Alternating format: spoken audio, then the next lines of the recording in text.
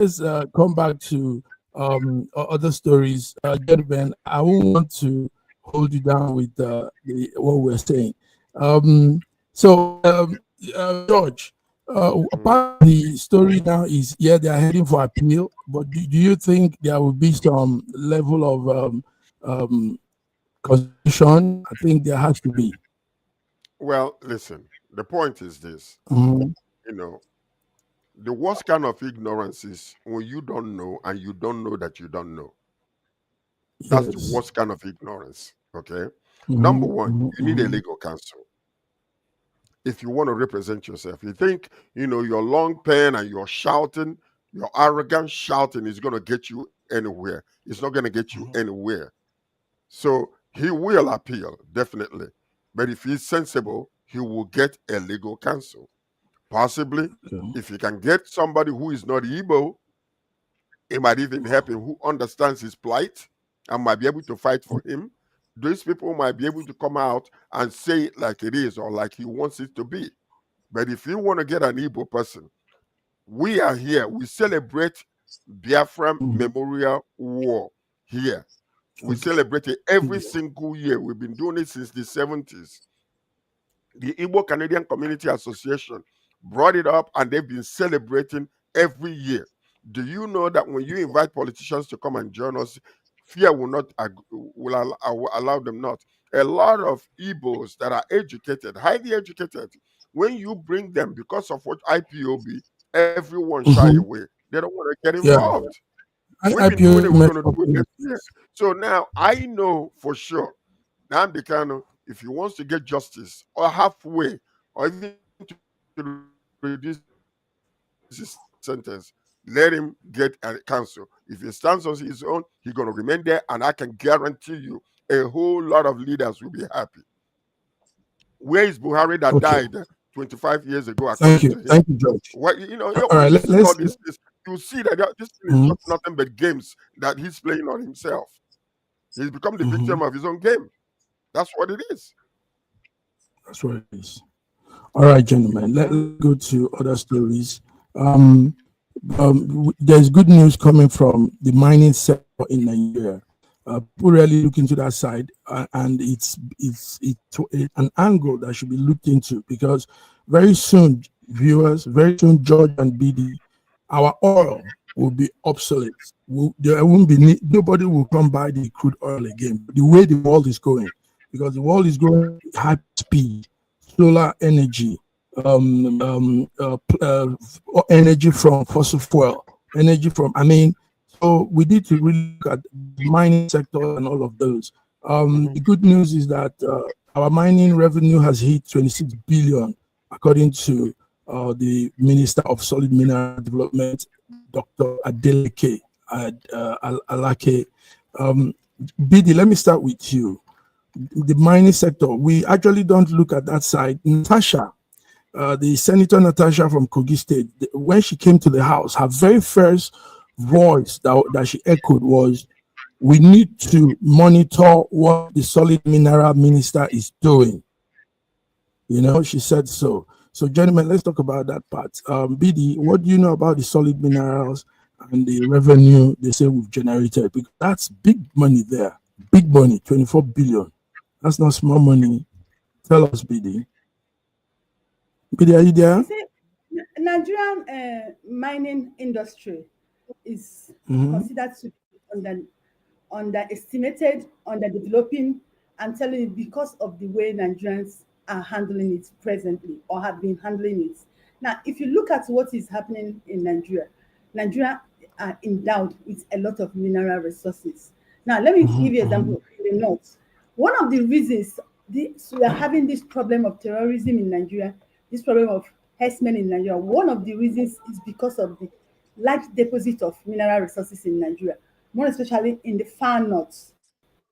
And if you look at what is Mm-hmm. happening, when it comes to south, all the mineral resources in Nigeria belongs to Nigerians. Do you understand? But when you come to north, all the mineral resources in the northern part of Nigeria belongs to the governor of that state, the emir of that state. So that is one of the reasons why people tell you that the mining sector in Nigeria is underperforming and facing significant challenges, because we live in the kind of country that they will tell you that, oh, it's a democracy system of it's not democracy, because there are things you're expected to say, there are things you're not expected to say because of people who are involved. So it's a very big issue, and if we want to really talk about this, it will take us a long time because we will have to dive into so many things. The northern part of the country will not, you will not hear anything Nigeria is making from the north. But we have a large deposit of mineral resources there. Let me give you an example. In Zamfara, Zamfara have a lot of deposits of gold, but that gold is being tapped by the emir and the governor. And there was a time said the governor and the emir had issue. Even the emir of Kano, they had issue. It is a personal thing. They do the deal with international bodies. They agree with them, come in and have it. That's why you see these people who call terrorists, they will hit at a particular area, village. Now, they will leave their village and they'll go into IDP camp. You'll be expecting that by the time you go there, you see those places empty. But no, when you go there, you see big machineries moved in there, excavating those mineral resources. Nigerian governments have sent their army, their police, guiding them. So that's one of the things. Nigerians are actually suffering for what God has blessed them with. So we are not benefiting from it. It is individual who have, signed some business and they are benefiting it for themselves. It's not for Nigerians. So it's in Nigerian mineral resources. If you want to talk about it, you want to say the way it is, we are going to step on a lot of toes. Is Nigerian government really ready to talk about it? They are not ready. Because even them, they are signing such deals. George, how do you see this? 20 billion, that's a whole big money. Yeah. Well, like I concur with what Ebidi is saying. It's supposed to be a fantastic, I call it a potential fantastic green news in Nigerian economy. We're seeing this powerful signals. There are two of them. First, in the financial sector, Access Holding is showing spectacular strength with profits skyrocketing by over 300% to nearly $730 billion. A second, there is a huge leap in the solid mineral sector, which is what we're talking about. A major new rare earth processing plant has been launched in Nasarawa State. Okay, this is a game changer because it moves us from digging and expanding raw materials to actually processing them right here, right in our own country, adding immense value and creating over 10,000 jobs, according to what they say. Now, the question we need to ask ourselves is this: any mineral that you find in the south becomes a national cake, but any mineral you find in the north becomes a state cake. Why is that? Why is that? Because we have a lot of them. A lot of private Chinese companies are mining in Nigeria. And the people that are in the Sambisa forest, the people that live around that area will tell you they see helicopter coming in and going out, and white people coming to exchange whatever they exchange. So these are the people who want to make sure that they are funding the Boko Haram and the rest of them, and to ensure that they're not going to be wiped out. So when Trump is threatening to come back and wipe away these people, there are so many that are panicking in Nigeria today. And this is that time when we need to tell the truth, tell ourselves the truth. We're living in a dual justice system in Nigeria, one for the north, one for the south. Now we have a southern president who is supposed to correct all these things. And all we are asking him, Asiwaju, man up, change the conversation. These things are not, we know what it is. You are the only one that can change it. If you don't, nobody will, and it will remain the same. Nobody will. One of the things what we need to do when we can talk about where these minerals are, what they are, and what they are making in the world today. Because billions upon billions of dollars are exchanging hands in the north, and it is not coming to the coffers of Nigerian government. And I ask the question, why? Well, according to the news yesterday, George, the government accounts for 26 billion naira, and they say rare earth plants is also going to open up jobs, 10,000 jobs for Nigerians. So, viewers, this is what we're talking about. Government has collected 26 billion naira so far in 2025 from mining licenses from Nasarawa rare earth resources, from Jigawa, from Bochi, and the most part of the north. Do you guys know that Jigawa State has crude oil? Have you heard of that? No, sorry, Gombe. Gombe State has crude oil. Do you know? They will go into mining. Yes, Gombe has crude oil. So let's take a break, gentlemen. Let's take a small break. We'll be back. Viewers, stay tuned. This is Friday International Updates. I'm here with George. I'm here with BD from Lagos, Nigeria, and see you on this side.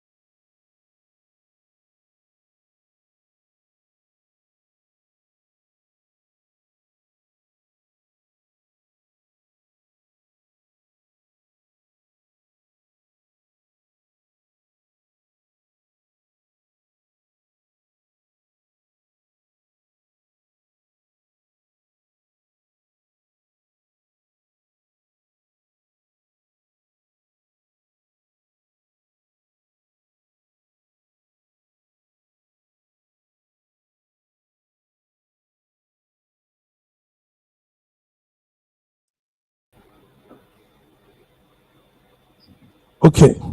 Yes, we're back. Sorry for that. There's a glitch somewhere. Some of the things are not playing. All right, welcome back, viewers. Welcome back, George and BD. George and BD, let's come to some other stories. There seems to be good news. The Nigerian Army Command Air Force is telling us that they did some strike on Sambisa yesterday. BD, did you hear of that? They said they got some targets. Some places where they are the terrorists do their operational activities. So logistics says that at the Sambisa forest yesterday. George, did you hear that also? Yes, I did. Yes, I did. Yes, I did. Tell us how is the story, George?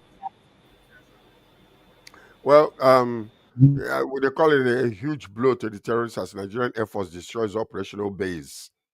Their Mhm. operational base, and then they were showing some pictures of that. A logistics network in Sambisa. Nigerian Air Force delivers a major blow on terrorists in Sambisa Forest after days of ISR tracking.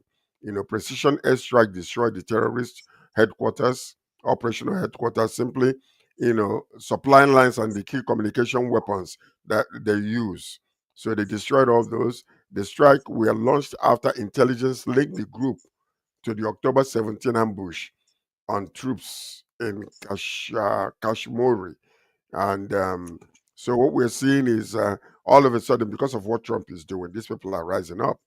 Now, the mission completely wiped out the identified targets, crippling the terrorists' ability to plan and coordinate attacks. Air Force leadership reaffirms commitment to keep pressure on terror groups and secure long-term peace across the region.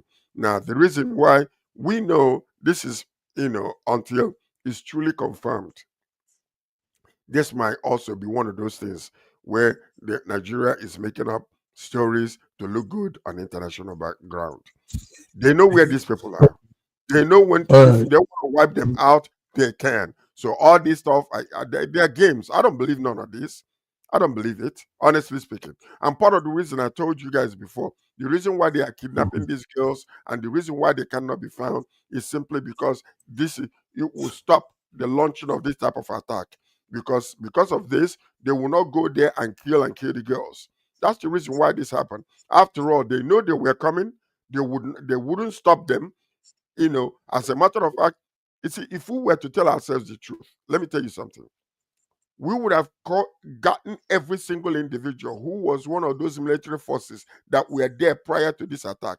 Why were you guys missing 30 minutes before they came?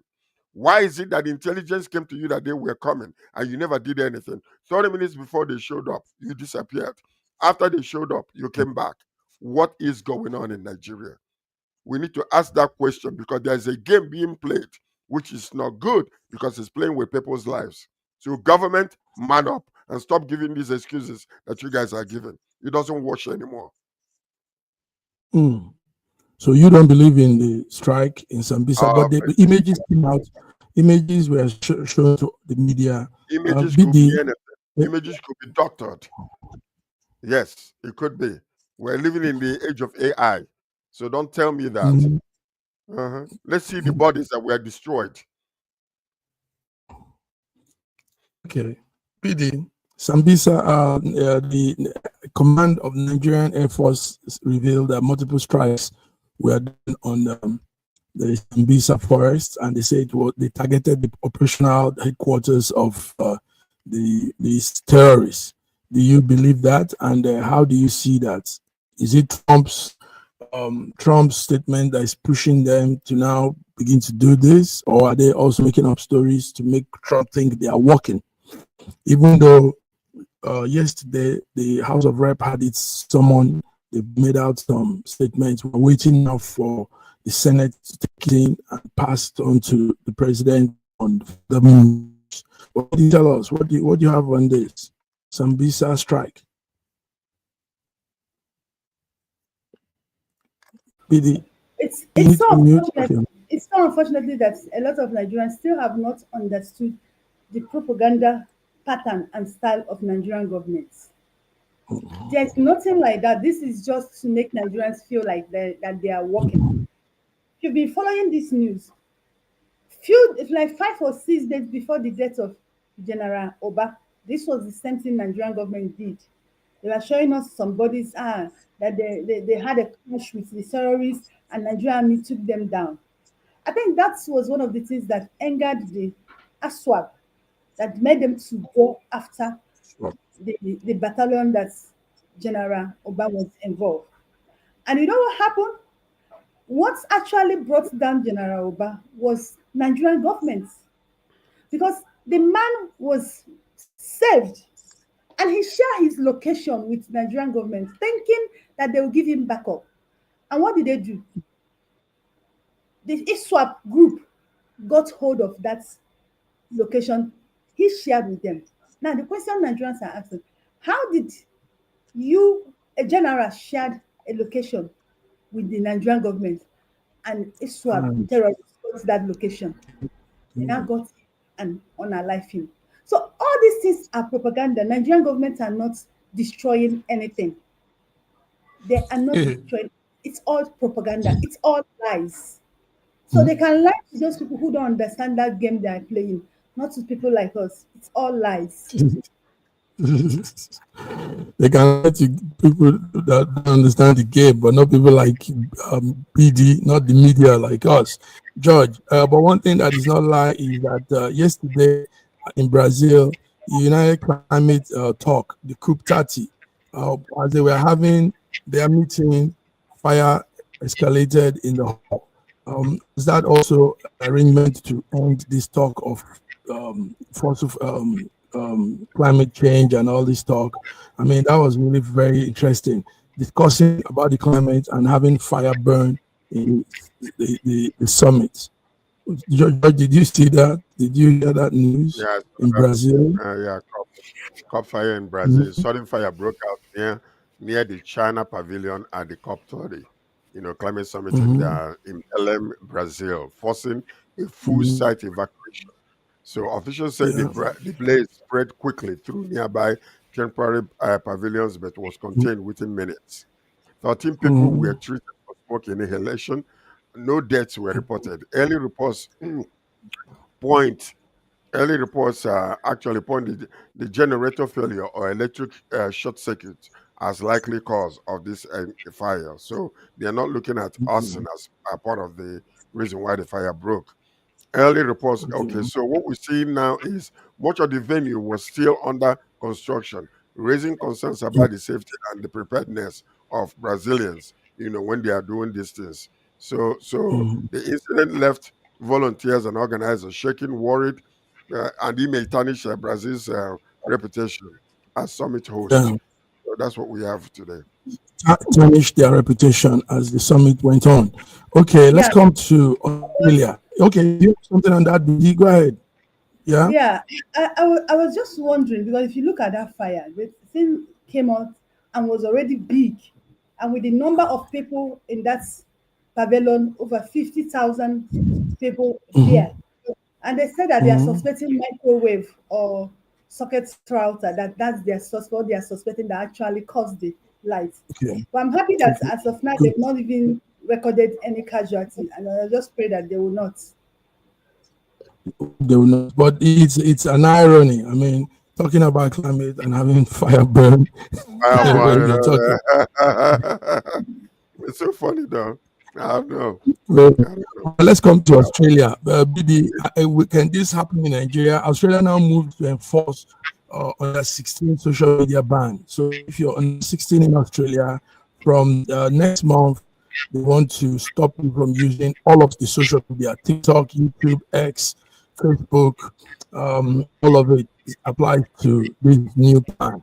The Australian government says they are doing this because there has to be control over children. They want to regulate all of the internet apps.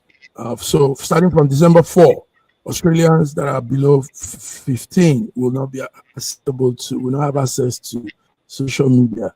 BD, will this honestly, be in that's Nigeria? honestly that's a very welcome idea. I agree with them. If Nigerians can do it, it is good because the earlier use of this social media by our children is one of the problems we're having. I don't know what a child of 15 or 16 years is doing on the social media, and that is why when you see the children of today, the way they talk, the way they do things. Even I have some nephews around me. Some things they say, I was like wondering, where did these children learn this thing? I think Nigeria, if I think this is one of the things Nigeria should join Australia because they know the impact of this early exposure to social media is doing to the children. So that 16 age down is okay. Even if you ask me, I would even say 18. If you're not up to 18, you don't use social media, but they are pegging it at 16. That is a very welcome thing, and I think Nigerians should emit this kind of a thing for the health of our children. It's very, very a welcome idea. I like it. Georgie, Yes. when it comes close to Australia, it might turn around back end and come to you guys. Well, Canada might do the same. Do you think so? yeah. Canada is one of the British colonies. Yes. But anyway, Australia has become the first country in the world, to ban social media accounts for anyone under 16, starting actually December 10th. December 10th. Platforms like Facebook, Okay. Instagram, TikTok, Snapchat, YouTube, Redis, X, Twitch, Cake must block under 16 accounts and deactivate existing ones. The government says it's protecting its kids from harmful content, from cyberbullying and grooming, violent videos, misogyny, and self-harm. So a national study, actually, they did a study before this decision was taken. A national study Okay. found 96% of the 10 to 15-year-old use social media, and 70% have already encountered harmful behavior online. Parents won't be punished, but social media platforms face fines up to $49.5 million if they don't That's enforce the correct. ban. The Companies ban. must use stronger age verification tools like ID checks, age inference tech, or facial analysis. They can't rely on kids typing in fake age. That's one thing. Now, gaming platforms aren't included yet, but the government says the list could expand as they continue reviewing the risk. So that's where we are. Kudos to that country, to Australia, because they're looking out for their children. Those to Australia, they're looking out for the children. Viewers, you're hearing this. Australia is banned, has but December 10th. George, is it 10th? I got December 4th. I saw for I December read 4th. okay. Okay. December 4th, Australia will, young people below 16 will no more have access to social media. They want to control this delinquency, the Gen Z and the X generation and their delinquencies so much. So welcome. I think Nigeria might also begin to consider that. I know Yeah, they our need government is. it might bring children out of their rooms into the living room to at least to Okay. fellowship with their parents, because that's what you're seeing right now. The children go to school, they come back from school, they eat, they go to their room, they don't come out on the following day. They don't even help with chores anymore. But in the past, you used to, you go to school, you come out, you play, you do your homework, you come with your parents and sit in the living room and fellowship with them, watch TV together. It doesn't happen anymore. Children are so they are in their little world, and that little world is right here, and that's what's killing a lot of them, because they encounter a whole lot of bullying, and most of the time they don't say nothing to their parents, and until it's too late. That's why you saw the increase in suicide among the youths. It's all because of all these social media platforms that And they are. there's a strange thing that happens also with the social media. I don't know if you guys have noticed. There are this group of people called influencers. They come to social media. They are on every one of it: Instagram, Snapchat, YouTube, all of these things. Now, this person called influencer has huge number of followers, and they will do things and show live stream to their followers, and they become brands, and people also make them ambassador brands. They pay, but the interesting thing here, most of these social influencers die too soon. They commit. Most times you hear this: he's dead. He fell out. Yesterday, about 3 of them died in different parts of the world. Influencers. And you wonder, what is this thing about them dying? I've noticed this for years now. A lot of social media influencers have this misfortune of death at most times. Do you guys have that, George? Have you noticed that, BD? Well, Yeah. I haven't. I've heard about it. Go ahead, Biddy. Mm-hmm. Yeah. Go ahead, BD. BD. Honestly, it's something I've not really taken time to think about. But as you're saying this now, my mind just reflect back, and I remember that within the space of 1 month, I think I've seen like 3 or 4 social media influencers died. I've not thought about it, but as you're saying it now, I quite agree with you. It's true. I've noticed it. They died so repeatedly, so Young soon. and yes, young Very young, boys and yeah. girls. I don't know what, Very because I've impressive. not really thought in that direction, so I don't even know what I would call it. So what would we call that? Well, you see, when you have younger people that are not actually matured enough, and many times they never dream of making this money, but they find the loophole to make the money, and they are very, very popular. Most of the time, what happens when they are compromised, they cannot handle the situation. When they are and you see them a lot, they're committing suicide because maybe Community. sometimes what will happen, they are so free with themselves. They start doing some things and they mess up somewhere and it's found out. And Drug. when it's exposed, you see them they by themselves. So that's what you are seeing. Uncultured, uncultured little society. These are people. There's some that manage themselves very well. The Kardashians, they started this whole entire saga. They started it, but quite a few number of them are doing well and have maintained themselves. You can see somebody at the age of 16 a millionaire because they are, as an influencer. The companies are now paying them rather than paying television commercials or radio commercials. They're paying him. So that's They're paying the new them. wave. That's the new wave of commercial, and they're making a lot of money. So that's what you're A lot of seeing. money. Many of them, the money will start coming in, but yet they're not able to manage it emotionally. They are sabotaged emotionally. When something happens, that's it. They're not Right. able to deal That's with it, George. Thank you. Let's crop it up with this health story. Health from SSM. For those of us that live in Europe and in the West, the weather changes now. So we'll be experiencing cold, winter, and snow in most parts of the world. We will begin to have snow. Now, what the doctors, medicals in Europe, together, what they're saying is there's this habit of people eating snow. People eat snow. They play through the snow. So they are warning that habit is very, very dangerous. So, as white as it looks, does not have, is not all pure. There are deadly bacteria and chemicals, debris inside those snows. So they are now warning that people should refrain from eating whatever small amount of snow, fresh snow that has fallen, mostly children. So, George, me and you could understand that sometimes I also try to eat, so I have to be careful now. So, if you're fond of that habit, you like the taste of snow, please, they say it's very, very dangerous. The snow has bacteria inside them. It's not as clean, pure as it looks. So, we want to reduce these killings, these deaths, these health issues that a lot of people face in this generation. George, do you eat snow? Do you eat snow? No, I don't. Okay. I live in a snow area, but I don't eat them. I shovel them. Bidi, will you like to eat snow? Will you want to eat the snow coming Why would I from eat snow? Why would I eat snow? Am I insane? Do you know this thing you said? I've seen some guys get this snow. I already someone online was cooking it. I was like, what else will come out of this snow if not water? I've seen people eating it, but I was like, what?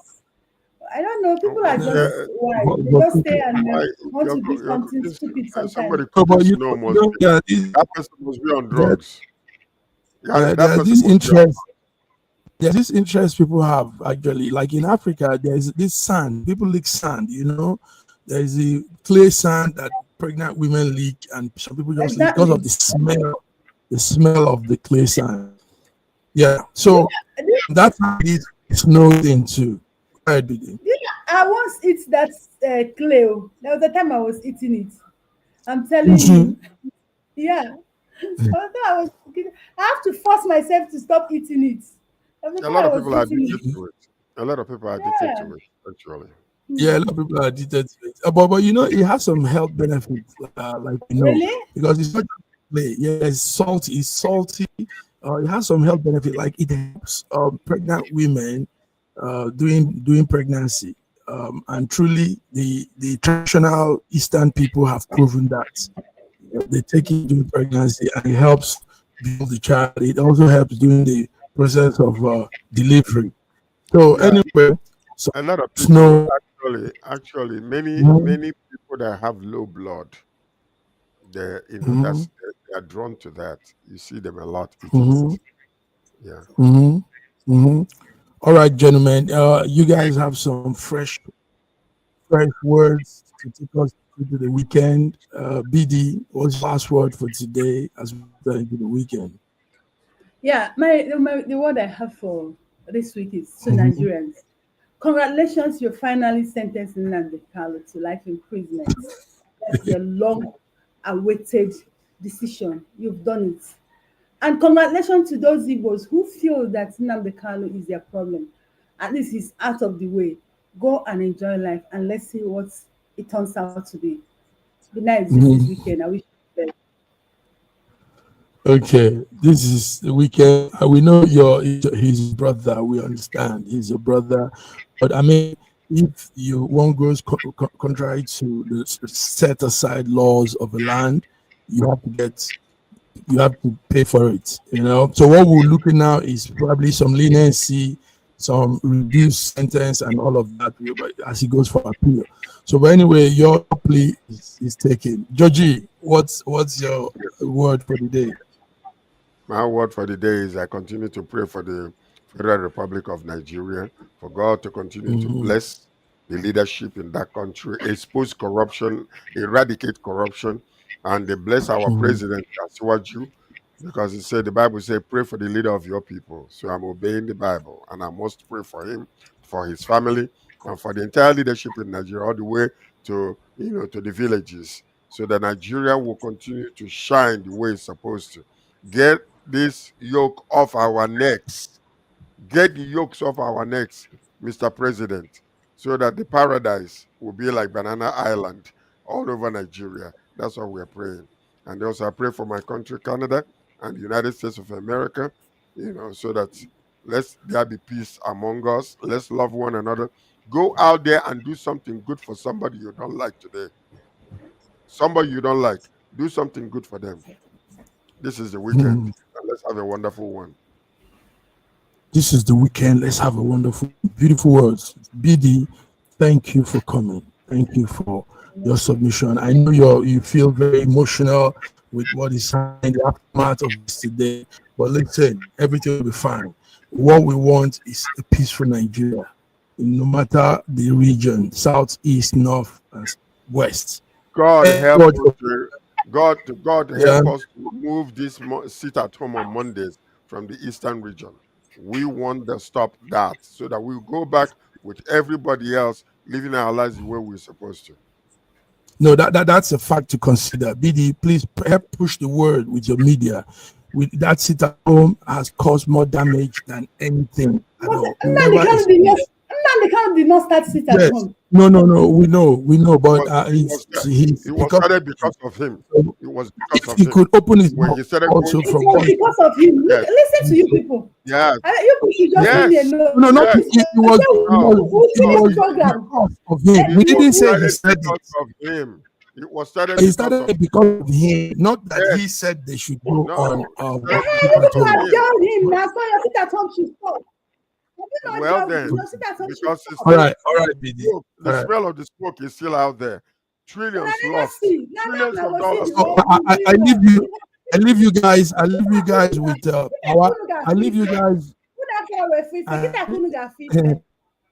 I leave you guys with Piers Morgan and the Foreign Minister of the Federal Republic of Nigeria, Yusuf Tuga.